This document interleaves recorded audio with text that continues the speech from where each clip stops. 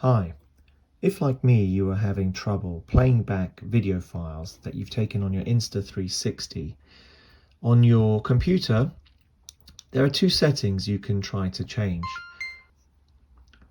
The first setting you can change is taking it down from 8K to 4K with the highest frame rate. That can improve video playback on your computer.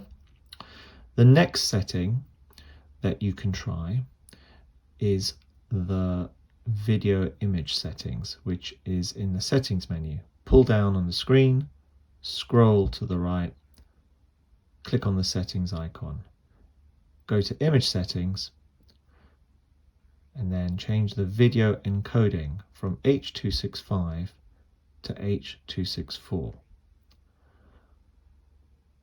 Changing those two settings worked for me, and the videos that I take on this Insta 360 now play back on the computer perfectly well.